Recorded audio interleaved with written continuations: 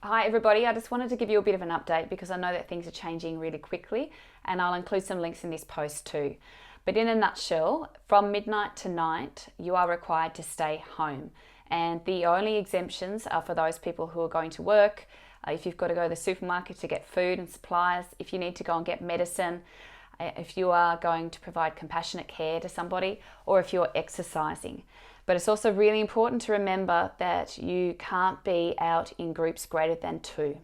The only exemption here is if you're in a family unit that's bigger than 2, you can go out, and that is effectively your bubble, as the Prime Minister of New Zealand refers to it, and you can be together, but you can't have other people join you. So you can go for a walk around the street together as a family, but you can't have other people join you while you do that.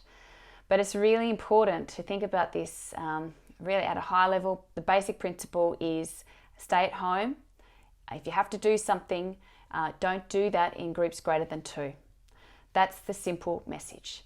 I know there are a lot of questions from businesses asking whether they have to stay open or not, and the simple answer is you don't.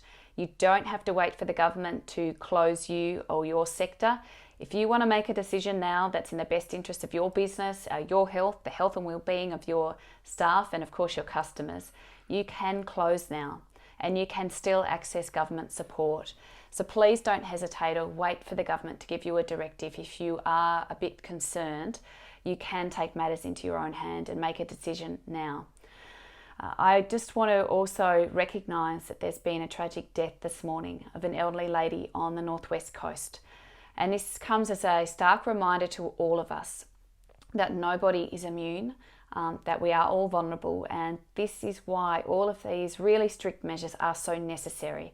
Please look out for one another, support each other. I know this is a really disruptive time, but the consequences can be deadly.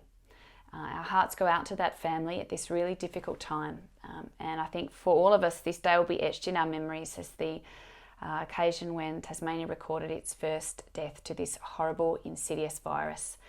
Please act with precaution at all time. The best tip I've got from somebody is to act like you've got the virus, because we could each be contagious for 14 days before we start to show symptoms. So please do everything possible to limit the spread of this virus to the rest of the community by staying home, washing your hands, obeying the advice given from public health authorities. If we each do our bit and play our part, we can limit the spread of this virus and we can each save lives. So please look after one another, take care. I'll share some information, as I said, so that you've got the advice that you need to make decisions. But really the best advice right now is to stay home.